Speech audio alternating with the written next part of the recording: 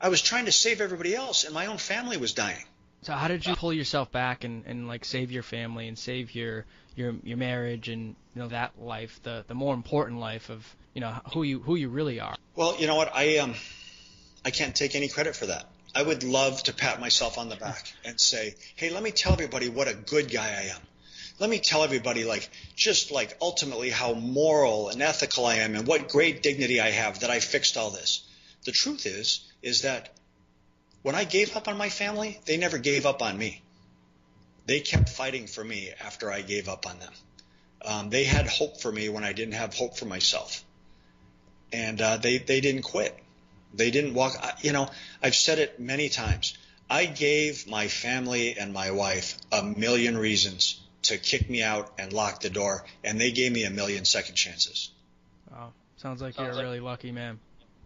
Blessed to have their understanding and their patience and their love, and all those things that ultimately allowed us to survive, and not survive because of me, but to survive in spite of me. So are you happier now that you're out of the ATF and out of law enforcement, out of doing these crazy heart-pounding undercover operations, or do you miss that sort of stuff? Do you kind of miss going out there and putting your life on the line?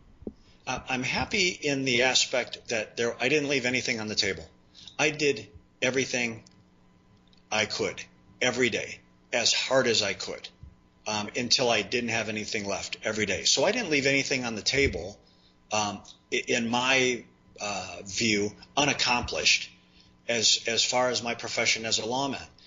What I do miss, I miss in retirement, is I miss the camaraderie of working together on a unit, working with your team, showing up every day with people who have a common goal.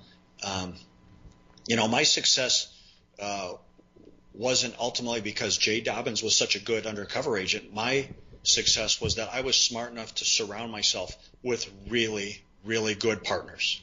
Yeah, it seems like a lot of people, when they look back on their career or their life, it always seems like the camaraderie, the friendship, the bond they have with a lot of other important men in their life, or even just women, I guess, if working around women, just the partners and friendships they've made over the year.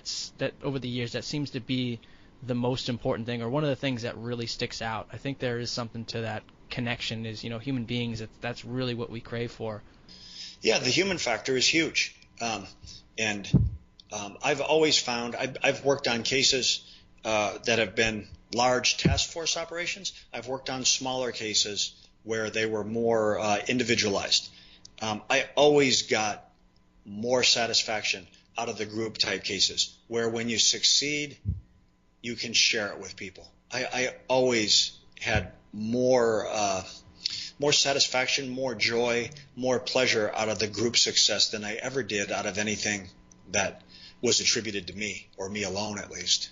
Yeah, I think it's one of the tough things too of being like an entrepreneur. A lot of these guys, a lot of listeners to the show, struggle with that at times. It's like, always being by yourself and kind of working on projects or websites or whatever it is by yourself, and it's like you kind of miss that aspect of bonding and connecting and sharing something with other people. But especially the more that we go into like the 21st century digital age, it's like we're getting more and more away from that ability to fulfill our need to be connected. As an undercover operative, there's absolutely times where you're on your own. It's you, and you have to figure it out. You're the one there. You're the one present. You're in the moment. You're living it. You have to go forward on your own. But personally, I was always better collectively. I was always better when I was able to run ideas, questions, get other people's opinions, and tap into their expertise to help me. I was always better when I had other people around me.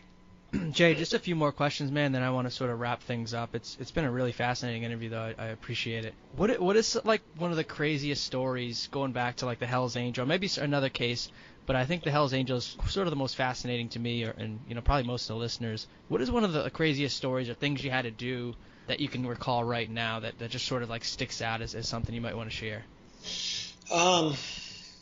There was a case I worked pre-Hells Angels. It's described in my second book. It's described in the Catching Hell book, where me and my partner had infiltrated a militia group in southeast Nevada in the Las Vegas area, and we had been hired to blow up 3 Las Vegas casinos and create a catastrophe that mimicked the Oklahoma City federal building bombing, to the point where we had live C4 devices built and transferred those to our suspect as part of an operation, as part of a buy-bust arrest operation.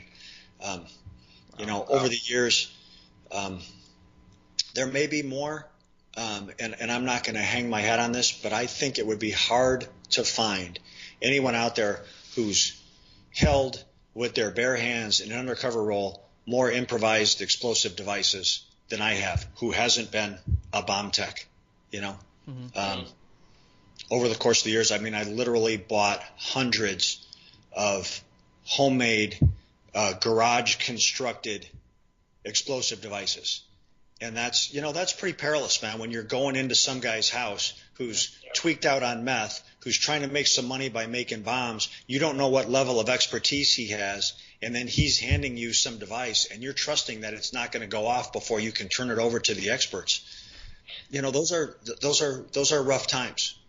Yeah, I'd be scared to even go, near that thing. Did you deal with terrorist situations at all, like potential terrorists creating these bombs and trying to do where I'm from, Boston, a Boston Marathon bombing or something that kind of situation? Well, domestic terrorism situations, absolutely. Yeah. And that was the basis, the core of a lot of these explosive cases that I worked on, the improvised explosive devices cases that I worked on.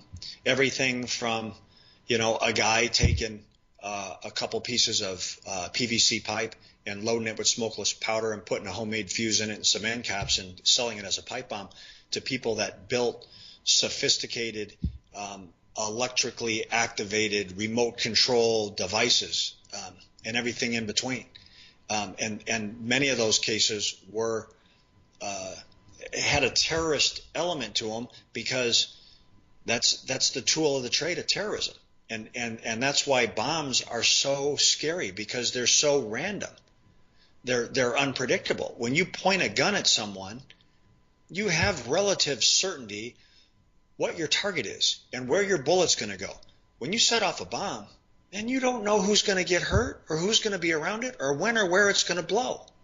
Do you think that cases of domestic terrorism are increasing, like the prevalence of people making homemade bombs, and in the next few years, going forward, is it going to increase, you think, the potential terrorist acts in this country, or is it kind of staying the same or maybe going down? I'm not an expert in terrorism by any means, but based on my experience, I'd say it's going to increase. Yeah. And I think the increase, to some extent, is due to our access, our electronic access, our access to the internet. You want to figure out how to build a bomb? Man, a couple keystrokes. You want to build a simple bomb? Couple keystrokes. You want to build a sophisticated device? Couple keystrokes. You want to build a suicide jacket? Man, you can figure out how to do it. There's people that are ready to tell you how to do it exactly and make it work. With that said, is there any way we can kind of protect ourselves? I know it's kind of a general question, but is there any way we can sort of protect ourselves going forward, maybe lower the chances of us being the victims of maybe one of these terrorist attacks? I think that it's important that all of us as citizens, we're observant. We look for things that, when your spidey senses, when your intuition, when your gut tells you, man, that doesn't look right, that doesn't sound right, that doesn't seem right, it probably isn't. It probably isn't. We like, those instincts are there to keep us alive. They protect us, right? And so chase that a little bit. And I think, not everybody has this in them, but as any individual out there, when you see something happening that's wrong, that is wrong, do something about it. Do something about it. I'm not saying that you walk up and put yourself in the middle of it. I'm not saying that you go choke out some guy wearing a suicide vest. I'm not saying that you pull your gun or you go get in a fist fight or anything. I'm just saying, when you see something wrong, there's a myriad of things you can do to impact it in a positive way. Like on the simplest level, we just go down to the bullying that takes place in society with our kids, right? When you see somebody being bullied, then do something about it. Even when you're a kid. I'm not saying that you walk up to in the hallway at your school and punch the bully in the nose to teach him a lesson? I'm saying intervene. Confront that guy. Confront that bully. How hard is that? To just say, man, does that make you feel good? Does that make you feel better? To insult somebody, to demean somebody, to humiliate somebody, does that make you bigger? Does your candle burn brighter because you blow somebody else's out? Confront those people and take care of each other. Yeah, I agree. Jay, do you feel fear for your life now, having done all these undercover operations, having put all these guys away? I think I read somewhere that it was like 16 indictments for the Hell's Angel case. Is there any kind of worry that you live with from a day-to-day basis today about one of these guys sort of retaliating, kind of being now that you're in the spotlight and people know who you really are? Well, beginning in 2004, which was plus or minus 9 months after the Hell's Angels case ended, I started receiving a series of death and violence threats, spoken, written, some with actions behind them. Threats to kidnap my kids, threats to torture my daughter, threats to steal my kids off the school bus, threats to videotape the gang rape of my wife, threats to kill me. There was 3 individual murder contracts being solicited. The Hell's Angels, the Aryan Brotherhood, and the MS-13 were holding sanctioned credible, validated murder contracts on me. There was a threat out there to inject me with the AIDS virus. In the summer of 2008, my home was burned to the ground. Wow. And so, ultimately, to give you a long answer to a short question, do I live in fear? I don't live in fear. I live with concern. Because if I live in fear, they win. If I let them affect my life, if I let them scare me, drive me underground, hide, they've won, and they haven't had to do anything. I live with concern. I've seen what they're capable of. I know firsthand what they're capable of, the extreme levels of violence that exists in those worlds, so I know it's there. But I try not to put myself in a bad situation. I don't want a problem. I'm not looking for a problem. I'll do what I can to avoid a problem. But if I get cornered or if I get confronted, I have God on one shoulder and a pistol on my hip, and together we'll figure it out. I just don't want to have to go. I don't want to have to handle it that way. Yeah, I think you can, protect yourself as much as you can and have the gun and be concerned and be looking at all times if, something's going to happen. But you're right, living in fear. It's the same thing with terrorism. The terrorists win if we walk around and, never go out to, New Year's Eve's coming up soon. If Times Square was empty and come New Year's Eve, they've already won. Like, the game's over. That's it. Like you said, you got to be smart. You got to be concerned about things, but you got to still live your life, fully and as happy as you can with it.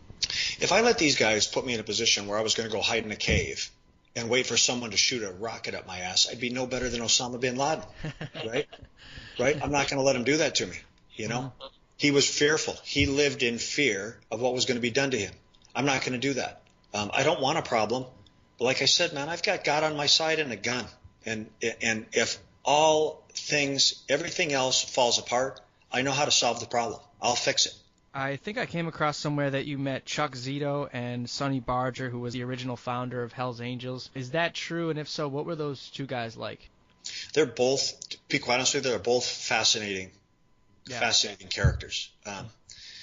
Sonny found the Hell's Angels. He was a young member. He's definitely responsible for the growth of the gang, the internationalization of the gang, the marketing of the gang, the exposure, right? I've said many times, based on my personal interaction with him, I think the guy is smart. I think he's charming at times. I think he's funny at times. I think he's intelligent. I think he has business savvy. He has leadership skills. He has all these personal character traits that if he had taken those qualities and used them for good, this guy could have been the CEO of a Fortune 500 company. In essence, he is. And his employees are to some extent like street misfits, right? He built a Fortune 500 company from street misfits, right? And then Chuck is just, he was the epitome of flamboyance. He was the example of the pride of the brotherhood and the patch and the name, and he flew that flag, and held out his membership and demonstrated that everywhere he went.